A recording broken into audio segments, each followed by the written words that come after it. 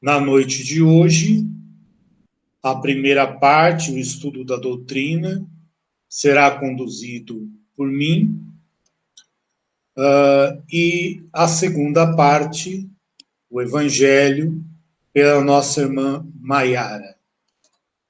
Estamos chegando ao penúltimo capítulo do segundo livro, da segunda parte de O Livro dos Espíritos, o livro segundo, Mundo Espírita ou dos Espíritos. Hoje o nosso assunto é o capítulo 10, Ocupações e Missões dos Espíritos. O que os espíritos fazem? Quais são as suas ocupações? Quais são as suas missões? O que é uma missão? Como o espírito se prepara? Como esta missão é realizada? Vamos então conversar a respeito das questões 558 a 584 do Livro dos Espíritos.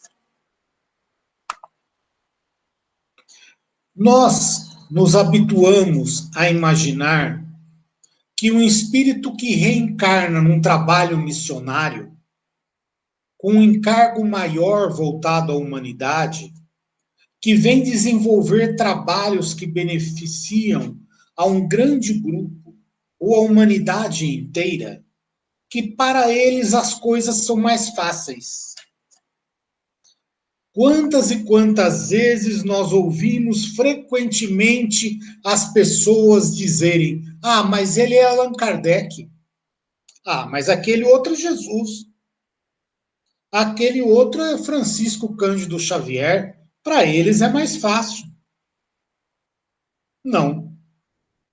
A realização de um trabalho, seja ele qual for, tem a mesma importância e as mesmas dificuldades para todos aqueles que se propõem a realizá-lo, independente de quem o seja. Porém, nós podemos ficar tranquilos, porque Deus não nos pediria alguma coisa que nós não pudéssemos fazer, que nós não tivéssemos condições de realizar. Além do trabalho material, aquele com o qual nós nos ocupamos durante toda a existência como encarnados, depois de desencarnados, os espíritos também têm ocupações bem definidas. A ideia que nós ouvimos tanto nas religiões, morrer para descansar, descanse em paz, foram se incorporando às tradições da humanidade, reforçadas pelas religiões, exatamente pelo desconhecimento. Por não conhecermos a vida futura, por não nos lembrarmos da vida futura, muitas vezes nós achamos que com a morte do corpo físico, nós vamos descansar, nós vamos ter o descanso merecido. Mas não é assim.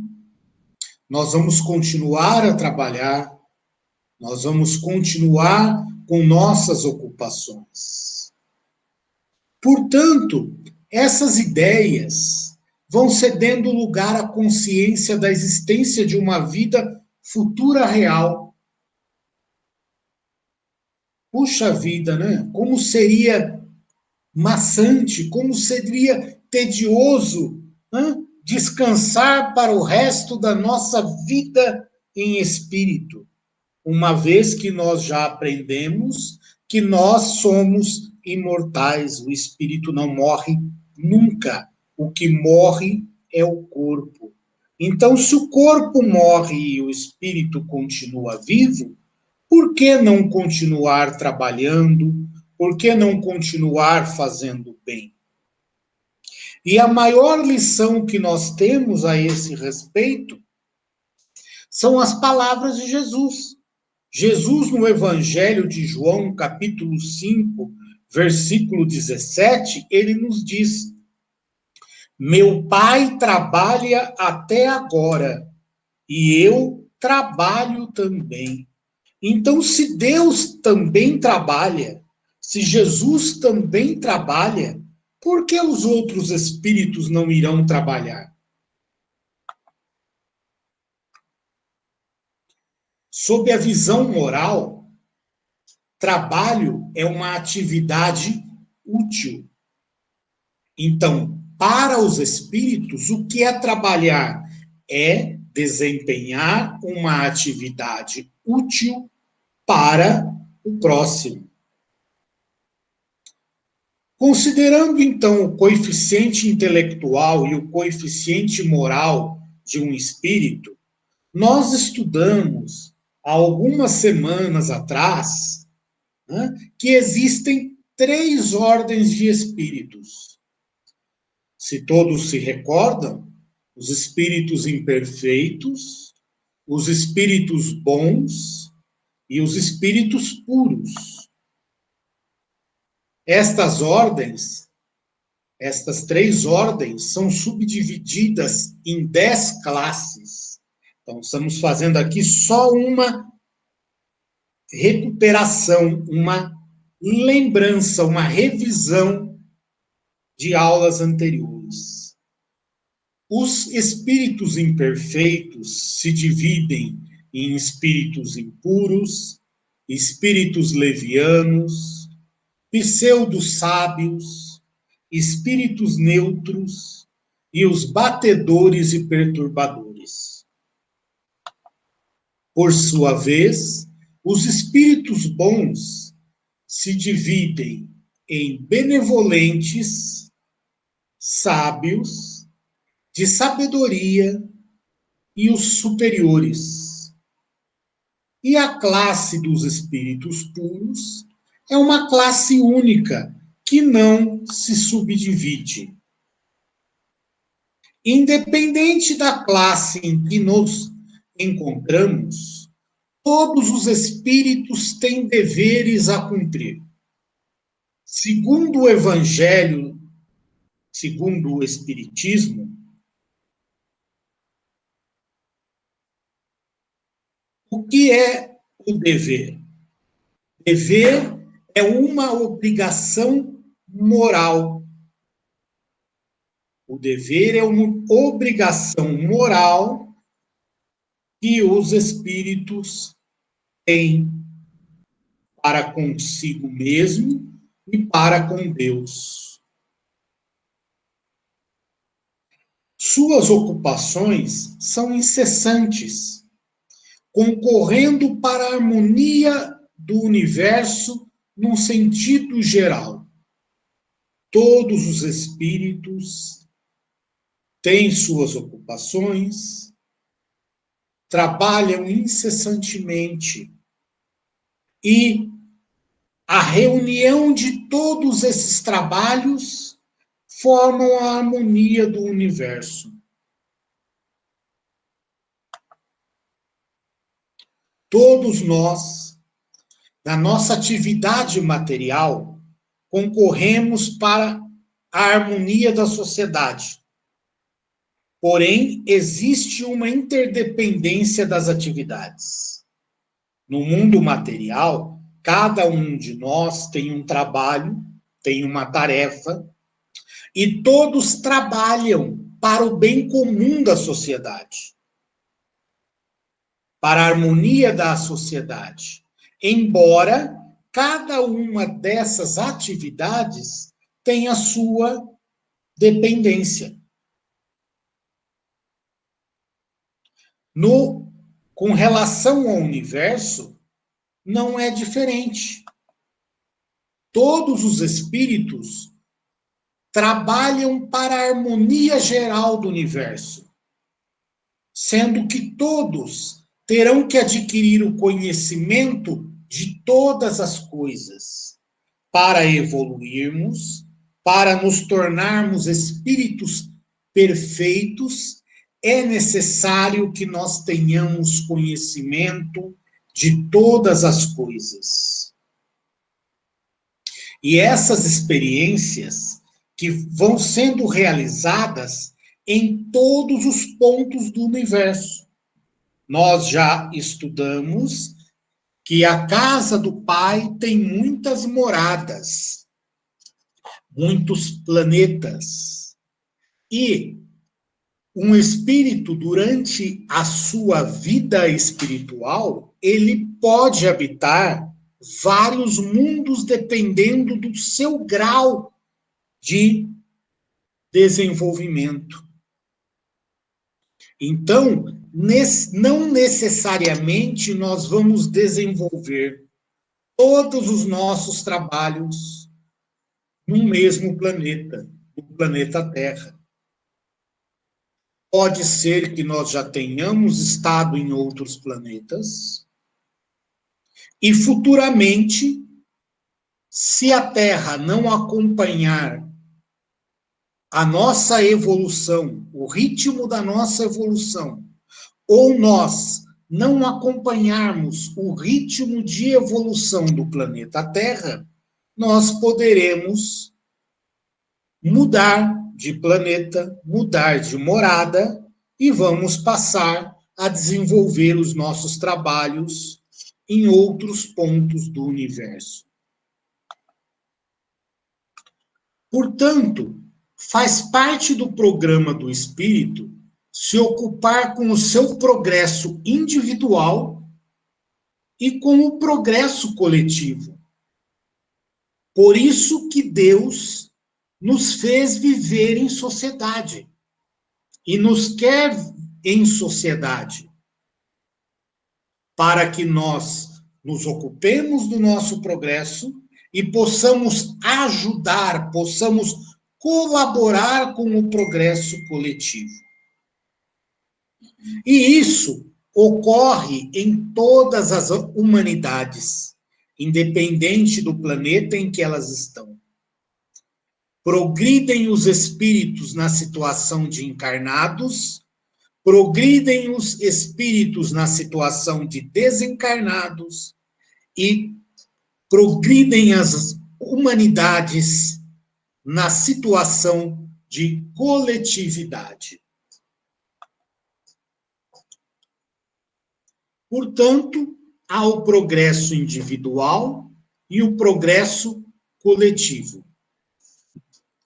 Cada espírito vai se ocupando de acordo com a sua qualificação. E qual é a qualificação do espírito? A qualificação do espírito é o seu coeficiente moral e o seu coeficiente intelectual. No começo da apresentação, nós falamos disso. Deus não nos dá um trabalho ao qual nós não estamos preparados. Aqueles que estão preparados moralmente para trabalhos maiores assumem trabalhos maiores.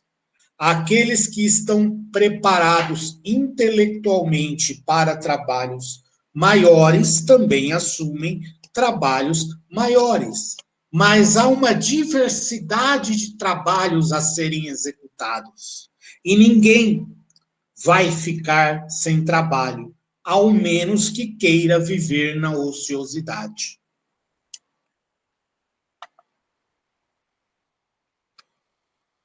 Inicialmente, os espíritos, no começo de sua vida espiritual, se ocupam de coisas materiais. À medida que se elevam, vão participando da administração divina, da qual vão se tornando mensageiros e ministros. Como Deus é maravilhoso. Conforme nós vamos nos elevando, nós vamos nos depurando, nós vamos nos aprimorando, nós vamos nos purificando, Deus permite que nós o ajudemos na administração do universo. Então, nós nos tornamos mensageiros, nós nos tornamos ministros de Deus. Estes são os espíritos puros, que são conhecidos como co-criadores da obra divina, que por conseguirem uma identidade, uma homogeneidade natural com as leis divinas, podem receber encargos maiores, voltados para um trabalho mais amplo no universo. Lembrando que os espíritos puros veem a Deus, vendo a Deus, estando intimamente ligados a Deus, passam a colaborar com trabalhos amplos voltados ao controle do universo, à administração do universo.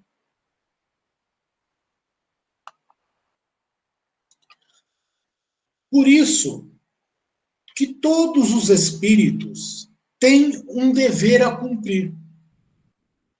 Muitos são anjos da guarda, anjos guardiões, que cuidam de pessoas, anjos guardiões que cuidam de famílias, que assumem sociedades. Todas as casas espíritas, todas as sociedades espíritas possuem a sua equipe espiritual que a dirige, que colabora com nós encarnados. Trabalham em reuniões, sejam no mundo espiritual, no mundo material, cuidam diretamente de cidades, cuidam diretamente de países, de planetas, de galáxias.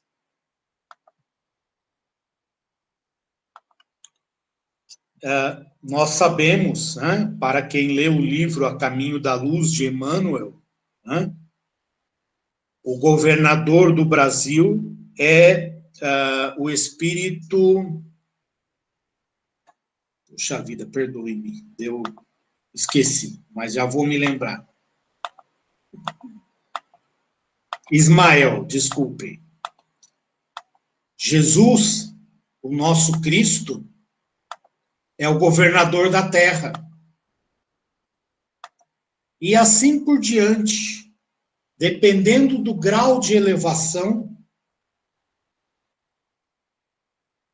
os espíritos assumem ocupações menos ou mais importantes, embora todas sejam consideradas importantes por Deus, porque precisam ser realizadas. Assim, os espíritos, através de um livro dos espíritos, nos revelaram que existe uma administração espiritual de apoio diretamente ligada a Deus, para que o progresso daqueles que são inferiores, para que a própria matéria possa obedecer às suas leis. E isso oferece serviço para todos os espíritos. Os espíritos mais qualificados, com uma capacidade maior de realização. Os espíritos menos qualificados são aqueles que trabalham diretamente ligados aos acontecimentos da natureza. Então, cada um conforme a sua capacidade moral e intelectual.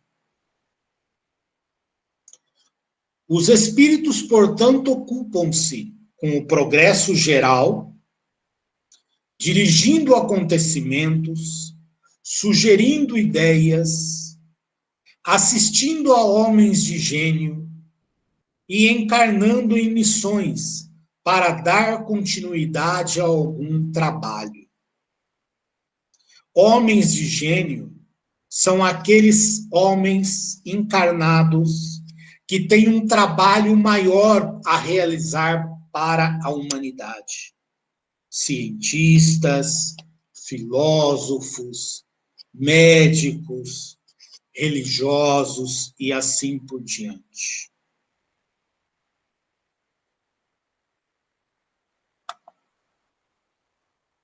Já os espíritos inferiores procuram se envolver nos nossos problemas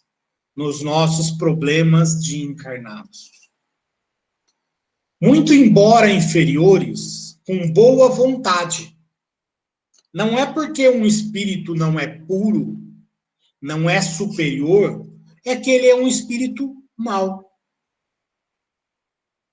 Muitos deles têm muita boa vontade de ajudar. Mas por não terem conhecimento ainda, correm sério risco de provocar mais problemas ao ajudado do que ajudar.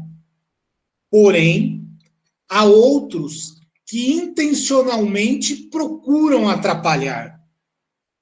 Pelo seu grau de desenvolvimento dentro da escala espírita, ainda sentem prazer com o mal, sentem prazer em ver as pessoas passarem por situações desagradáveis. Mas uma coisa tem que ficar bem clara para nós. A palavra ociosidade não existe no dicionário divino. Para Deus, não existe ociosidade. Ociosidade é um sinal de imaturidade do espírito. Aquele espírito que quer curtir a vida, que não quer fazer nada, que não quer trabalhar, ele ainda é um espírito imaturo, que um dia ele vai entender que para o seu progresso, para o seu crescimento, o trabalho é necessário.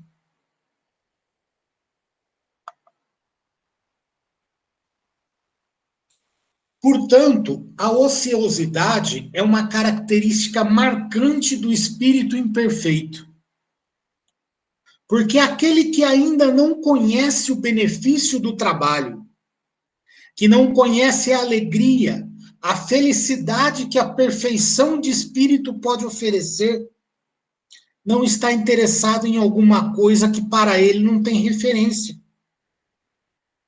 Então, se eu não sei o que eu vou ter como ganho ao final da minha jornada, muitas vezes faz com que eu não queira me movimentar, não queira trabalhar.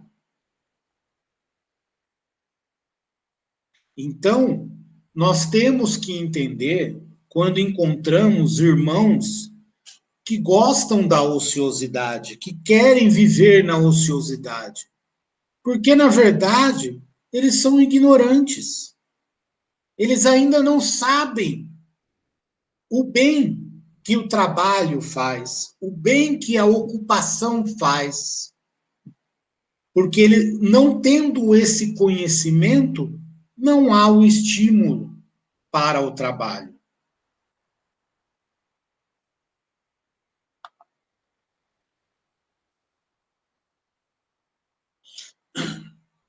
Agora é importante uma informação. O espírito desencarnado, se ele exercia uma determinada atividade quando encarnado, ele era professor, ele era médico, era cientista, era engenheiro, não necessariamente continuará a exercê-la após o desencarne. Quem leu ou assistiu, né, a obra Nosso Lar, assim que esteve em condições, André Luiz quis trabalhar. E quis trabalhar como médico. E aí ele viu que todo o conhecimento dele como médico na Terra, no mundo espiritual não tinha valor nenhum. Então, aí ele foi instruído e passou a ter uma outra ocupação. Então, não necessariamente eu vou continuar o meu trabalho de encarnado, desencarnado. O progresso intelectual e moral significa o conhecimento, a experiência e a vivência de tudo. Então, como nós já havíamos conversado, todos os espíritos precisam passar por todas as ocupações, por todas os trabalhos para que possa se desenvolver da melhor forma possível. Por hoje, nós vamos encerrar o assunto aqui. E na próxima semana, eu vou continuar falando exatamente das missões. Quando um espírito vem a um planeta para realizar uma missão. Como é essa missão? Como ele se prepara? Agradeço muito a atenção de todos e estarei disponível ao final do estudo para esclarecimentos de dúvidas. Neste momento, eu passo a palavra à nossa irmã Maiara, que irá fazer a apresentação do Evangelho segundo o Espiritismo. Muito obrigado. Olá, queridos amigos, é um prazer estar aqui em mais um domingo estudando o Evangelho com todos vocês. Hoje nós vamos dar início ao capítulo 17 do Evangelho segundo o Espiritismo, que é o capítulo Sede Perfeitos. Então vamos lá. Então esse capítulo, ele trata nada mais do que a célebre fala, né, de Jesus, que foi colocada no Sermão da Montanha. Deixa eu só ajeitar aqui, que a minha apresentação está um pouquinho de atraso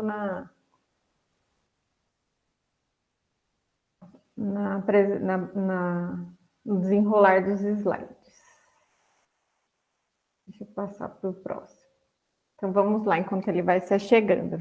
Então, ele fala nada mais do que a fala do Cristo, que fala: sede, pois, vós outros perfeitos, como vosso Pai Celeste é perfeito. Então, vamos seguir o conselho de Kardec, que pede que nós contextualizemos essa fala do Cristo. Tem em vários momentos do Evangelho, nós sempre vamos ver Kardec nos aconselhando a isso. Por quê? Jesus sempre falou dentro das condições morais e intelectuais das pessoas daquele tempo, né? Do que aquele povo conseguia compreender. E com a terceira revelação do Evangelho segundo o Espiritismo, ele vem trazer mais conhecimento, ele vem trazer uma explicação baseada no que nós temos mais cabedal, tanto moral e principalmente intelectual, né? Que o moral nós estamos na caminhada, como discutiu o nosso querido Eduardo, como nós vamos falar nesse capítulo no dia de hoje. Então, nada mais é que nos solicitado a olhar com os olhos da atualidade. Então, essa fala, sede perfeitos, como é o vosso Pai, ele não está querendo dizer que nós vamos chegar a ser igual a Deus, né? Que a nossa perfeição, ela vai ser a perfeição que será que nós nos igualaremos ao Pai. Não, ninguém se iguala ao Pai, né? E sendo que nós ainda, como as obras nos explicam, principalmente o Livro dos Espíritos, nós ainda não conseguimos conceber quem é o Pai, o que realmente ele é, né? Nós conseguimos conceber o que ele não é. Que a gente pode encontrar lá nas primeiras perguntas do Evangelho segundo o Espiritismo, que traz algumas qualidades do que é esse Deus. Mas fica muito claro, diante das explicações dos Espíritos, que ainda nós não podemos compreender, que nós tenhamos paciência, que à medida que nós vamos evoluindo, nós conseguimos nos aproximar desse Pai. E é isso justamente o que o Sede Perfeitos nos fala. É a caminhada evolutiva, principalmente moral, que nós precisamos trilhar para que nós conseguimos nos depurar, mas nós percebemos que a fala, ela se repete, o Eduardo acabou de dizer isso, tanto que nós conseguimos nos depurar para que nós consigamos, aos poucos, compreender quem é esse nosso Pai. Cristo, várias vezes ele usa pronomes diferentes para falar desse Pai. Ele fala o meu Pai, né? O vosso Pai, o nosso Pai. Então, toda vez que ele usa essas nomenclaturas diferentes, ele tem um porquê. Quando ele fala o meu Pai, é a concepção que ele já consegue ter de Deus, que é infinitamente diferente de nós, pela perfeição do Espírito do Cristo. Quando ele fala o vosso Pai, é esse Pai que nós conseguimos nos achegar dentro da nosso momento evolutivo. Quando ele fala o nosso Pai, é chamando a essa unidade, né? Chamando esse caminhar, que um dia nós nos iremos e uniremos junto com este Pai. Conseguiremos nos chegar à perfeição relativa que as criaturas podem chegar do seu Criador. Então, em nenhum momento o Evangelho segundo o Espiritismo, ele faz essa fala do Cristo, e o Evangelho vem nos explicar que essa fala do Cristo é que nós chegaremos à mesma igualdade do nosso Pai. Não, nós conseguiremos chegar aonde o Pai quer que nós chegamos. Qual o objetivo a qual cada um de nós fomos criados. Então, esse Evangelho, esse capítulo 17, ele é tão gracioso que eu falo que é um carinho dentro dos muitos que Cristo teve conosco e Kardec conseguiu colocar dentro de uma pedagogia do qual ele é inigualável. Então, o Sede Perfeitos, ele condensa os assuntos tão amplos e tão profundos que o capítulo 7 do Evangelho segundo o Espiritismo, que vai até o capítulo 14, todos aqueles assuntos, né? O amai o vosso próximo, amai os vossos inimigos, né? As bem-aventuranças. Então, todos aqueles assuntos profundos e que durante muito tempo nós conseguimos refletir sobre eles, encontrar em cada linha, em cada palavra um conhecimento. Ele traz esse capítulo que condensa, que coloca de forma prática o que Deus quer de nós neste momento evolutivo, diante de toda aquela profundidade de conhecimento que ele trouxe nesses capítulos que eu disse. Então, a partir daí, ele traz novamente para nós a questão que ele fala dos caracteres da perfeição. Então, ele resgata de novo o que nós vimos no capítulo 7. No capítulo 7, a gente vê nas palavras de Lucas. E aqui ele traz nas palavras de Mateus. E é o mesmo assunto que ele repete. E aí ele fala assim, o que consiste, né, os caracteres da perfeição, a que momento nós vamos chegar lá, o que ele pensa sobre isso. Então, quando nós pensamos principalmente nesse desenvolvimento que Deus quer de nós, nós trazemos essa primeira, eu trouxe esse primeiro destaque do Evangelho. A essência da perfeição é a caridade na sua mais ampla acepção, porque implica a prática de todas as virtudes. O que isso quer dizer? À medida que nós evoluímos enquanto criaturas do Pai, lembra lá que nós conversamos sobre isso lá no Evangelho Amai o Próximo. Nós viemos caminhando, evoluindo do ponto de vista de criatura, da nossa parte biológica, e assim nós nos contactamos, né? Nós nos conectamos à medida que nós nos evoluímos intelectualmente, nós entramos na era das sensações, dos instintos, que hoje o mundo animal, né? Ele é regido por essas leis, que é as sensações. Então, nós estamos caminhando e justamente com Jesus, nós passamos desse ponto da evolução, que nós éramos instinto e sensações, e somos chamados à era dos sentimentos.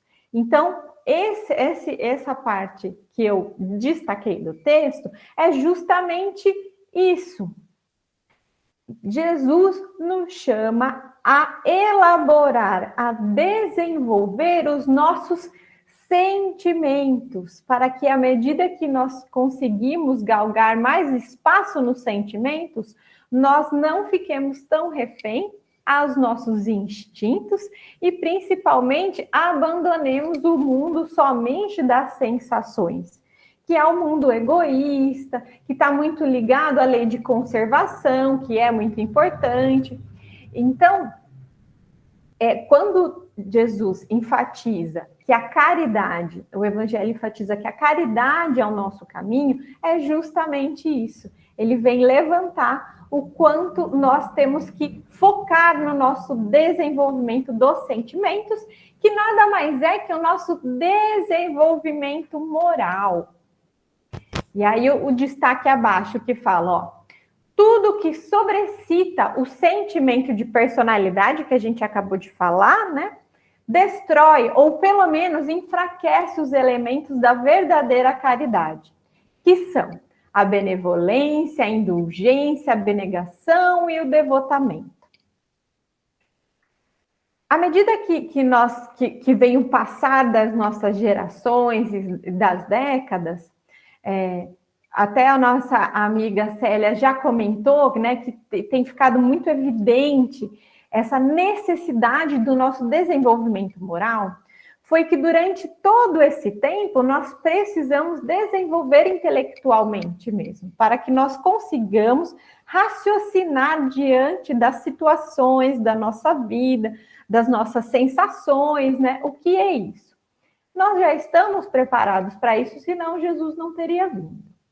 Então, quando a gente fala desse desenvolvimento, justamente é porque a partir deste momento é importante que nós olhemos para essa questão do desenvolvimento moral.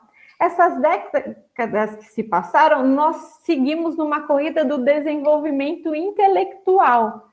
Tanto é que nós estamos tendo um impacto muito grande e reconhecendo isso, né, nas nossas crianças, nos nossos adolescentes, porque o nosso sistema educacional, a nossa sociedade, ela se ajustou de uma forma em que todo mundo precisa ser muito desenvolvido intelectualmente. E à medida que o tempo passa e que essas pessoas vão se inserindo na sociedade, né, esses adolescentes, essas crianças, a gente se dá conta que todo aquele desenvolvimento intelectual pelo qual a gente, né, proporcionou para elas, a estimulou, tanto ele não se consegue aplicar porque ela não consegue ter tato com o próximo. Ela não consegue decodificar essas relações humanas, os próprios sentimentos, porque o desenvolvimento moral foi deixado de lado. Então, toda vez, vamos lembrar, mas então nós vamos deixar de estimular as pessoas, nós vamos deixar de estimular as crianças ao conhecimento, nós precisamos deixar esse conhecimento intelectual de lado? Claro que não. É uma caminhada que vem de mão dupla. Porém, nós temos que pensar que quando nós desenvolvemos a nossa questão moral, esse nosso conhecimento moral, essa capacidade de avaliação, esse desenvolvimento dos sentimentos, eu consigo colocar de lado e consigo diminuir essa questão da personalidade que me enfraquece tanto as verdadeiras características da caridade. Quando a gente vai trazer um conhecimento novo para alguém, se ela está munida de egoísmo e orgulho, pode ser a revelação mais fatídica, com desdobramento de provas que são incontestáveis. Quando eu tenho orgulho e egoísmo, eu não consigo aceitar o conhecimento intelectual. Eu me desenvolvo até certo ponto. Nós temos lidado muito com isso esses dias, com questionamentos já de questões científicas que já estavam totalmente já provadas e comprovadas, e tudo foi desenvolvido a partir disso. E aí, agora, num belo dia, as pessoas começam a questionar todo esse desenvolvimento científico. Justamente é por esse calcanhar de Aquiles moral que nós não conseguimos desenvolver, o que nós deixamos de lado. Então, o chamado do sede perfeitos é esse desenvolvimento dos sentimentos. E a partir daí, que eu me desenvolver moralmente, aí nós vamos ter todo aquele avanço intelectual e tecnológico que o orbe está fadado a seguir. Só que nós precisamos trazer de novo o foco principal, desenvolvimento moral e dos sentimentos. Muito bem. E nós temos o próximo item que fala da questão do homem de bem. Eu gostaria de trazer um pouco, problematizar essa questão do homem de bem, né? A minha geração, digo eu, não sei dos meus amigos, podem dizer da geração deles, os caracteres do homem de bem, né? Ou o que nós entendemos de homem de bem, ele veio muito deturpado de tempos para cá, né? Vou dar 2 exemplos. O homem de bem, por exemplo, vou dizer do âmbito masculino ou feminino, que seja, o homem de bem tem que estar inserido numa família. Ele tem que se casar, e tem que ter filhos, e tem que procriar, e tudo mais. E todos esse assunto que está muito pungente ultimamente, né? Então, se eu vejo alguém que está inserido dentro de um casamento, tem filhos, eu entendo ele como um homem de bem. O que sim é uma postura, coloco aqui, muito proveitosa, se feita com os reais motivos. Só que ao longo do tempo, nós vemos muitas pessoas que se inserem num casamento, constroem uma família, mas só para que cumpra esse protocolo da sociedade. Não dá o devido respeito à sua esposa, ou ao contrário, não dá o devido respeito ao seu esposo. Não se preocupa em trazer pessoas de bem, que são seus filhos, com atenção a eles e dedicação a eles à sociedade. Simplesmente desenvolvem a prole, né? E deixa as questões morais, a Deus dará, e só pensa que tem que oferecer a questão material para aquela família. Não se faz presente do ponto de vista do cuidado dessas afeições. Então, quando a gente fala dos protocolos de sociedade, às vezes as pessoas passam a cumpri-los simplesmente para serem vistos como pessoas de bem. E não realmente fazem daquilo um altar de devotamento. Outro ponto importante é quando a gente alia um homem de bem à sua questão material, quando ele tem sucesso financeiro. Então, aí a gente diz, olha, ele é um homem de bem, ele tem empresas, ele tem funcionários. Mas, aí a gente está dizendo de homem de bens, Será que ele faz todas as lições que realmente precisam ser feitas quando existe essa responsabilidade de ter empresas, de ter funcionários, de ter poder aquisitivo? Outro ponto importante também, quando a gente fala de homem de bem, é quando justamente as pessoas se inserem numa devida religião, seja ela qual for. Vamos dizer que tem algumas religiões que são mais aceitas no meio comum do que outras, visto a nossa como espiritismo, que de um tempo, no seu início de caminhada, era dado como até contravenção, né? E outras religiões de matrizes africanas que ainda não conseguem, sofrem preconceito de suas práticas e tudo mais. Então, a pessoa se inseria numa religião porque um homem de bem precisava estar inserido numa religião. Mas ele entrava só com o corpo físico lá. Enquanto ele estava sentado em qualquer sessão, em qualquer tempo que ele frequentasse aquela religião, seu pensamento estava longe. Ele pensava em todas as coisas e menos o que estava sendo colocado ali. E, principalmente, ele não se sentia nada obrigado em fazer transformações no seu ser. Ele ia para aqueles locais porque lá estavam parte da sociedade, lá ele ia encontrar aquelas pessoas de interesse. Então, normalmente a sociedade traz para nós que isso é um homem de bem, esses protocolos de imagem, né, de posturas. E aí Kardec, no texto, ele faz uma provocação ótima. O evangelho é tão verdadeiro, essa quarta revelação ela é tão brilhante que, por vezes, é até espirituoso. Mas aí Kardec faz uma boa provocação quando ele fala os verdadeiros homens de bem, que ele coloca à prova e traz o questionamento para tudo isso que a gente já conversou agora. Então, o que é o homem de bem de verdade, né? O que Deus quer desse homem de bem?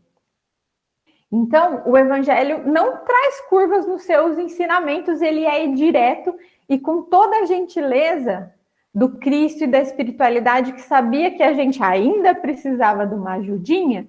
Nessa questão do homem de bem, ele listou, fez um guia, um manual do que é ser um homem de bem. Vamos dar uma lida rapidinho? Depois, com o tempo, vocês olhem para aquilo e tentem refletir sobre essas colocações, tá? Então, ele fala que um homem de bem é depositar a fé em Deus. Ele traz que um homem de bem é ter fé no futuro. Que o homem de bem sabe que todas as vicissitudes, dores e decepções são provas ou expiações e as aceita sem murmurar. Faz o bem pelo bem, sem esperar paga alguma. Retribui o mal com o bem.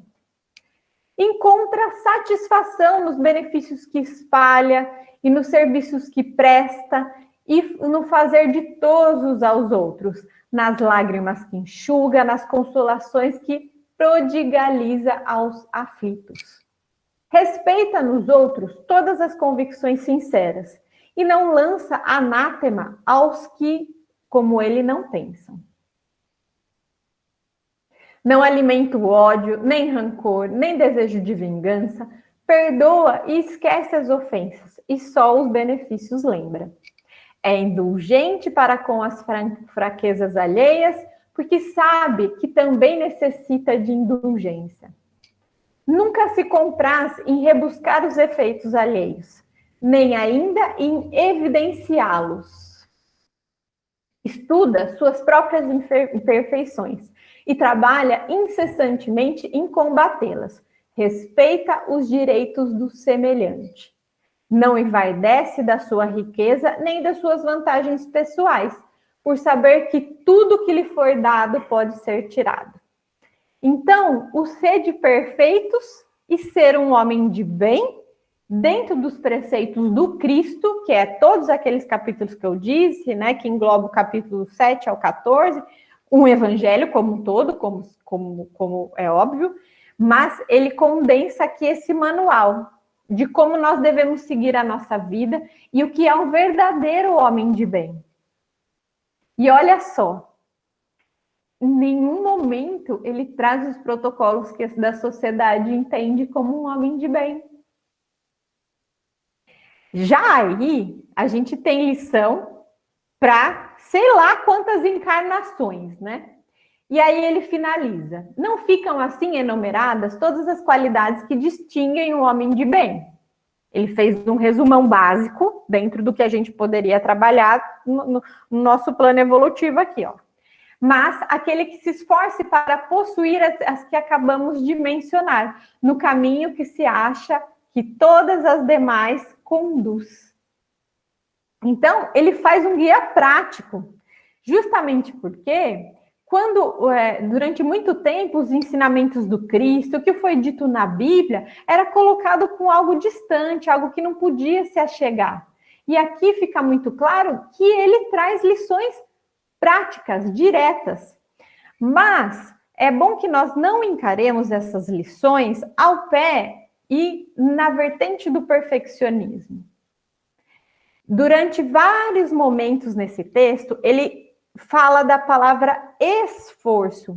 Ele quer que nós nos dediquemos, que nós nos esforcemos aí, em cada uma desses apontamentos, nos aperfeiçoando. Ele não fala que nós temos que atingir todas essas metas nessa encarnação. Ele pede, aquele que se esforce. É isso que Deus quer de nós. Se a gente for ao pé do perfeccionismo, mais dia menos dia,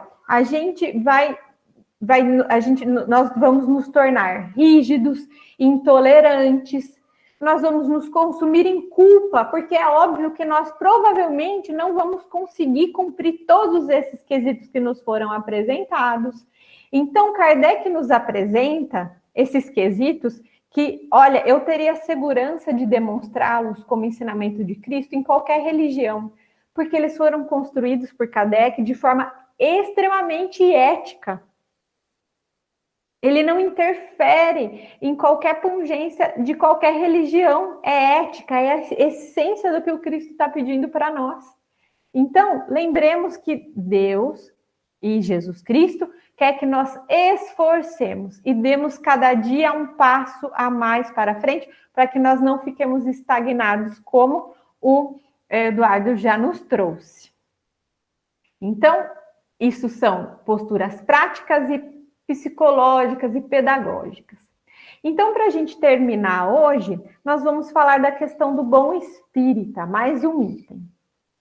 Essa questão do bom espírita nos faz uma ressalva muito grande também do que esta doutrina quer das pessoas que a aderem. Muitas pessoas, elas vêm ao espiritismo ligadas ao fenômeno, né?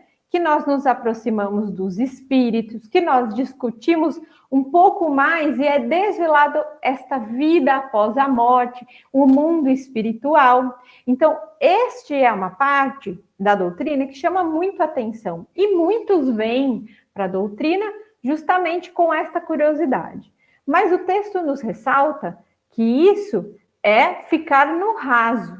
Se nós nos mantermos na doutrina, pensando em somente ficarmos atrelados às questões das manifestações, dos espíritos e todas essas curiosidades, nós estamos sendo muito negligentes. Justamente porque ele fala, o espiritismo bem compreendido, mas sobretudo bem sentido, tem que ser daqui, Ele fala que o espiritismo tem que ser do coração, tem que ser vivido. O espiritismo leva os resultados acima expostos. Então, se eu seguir a doutrina espírita, ela vai me ajudar a eu seguir um pouco mais e aplicar todos aqueles caracteres do homem de bem, que caracterizam o verdadeiro espírita, como também o verdadeiro cristão. Numa palestra do Haroldo Dutra, que eu gosto que ele é muito direto, ele fala de forma muito clara que o espiritismo não precisa de defensores. ele precisa de praticantes, de testemunhas.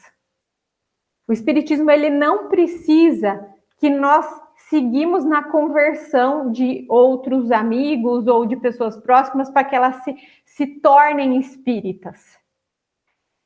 O grande foco do Espiritismo é que nós nos tornemos pessoas melhores.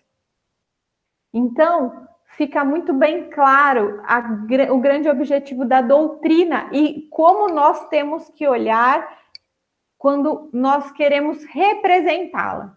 Eu quero representar o bom espírita, eu preciso dar o exemplo, eu preciso ser praticante. E não saber, por exemplo, o Livro dos Espíritos ou o Evangelho decor, cada palavra. Não, eu preciso sentir no coração.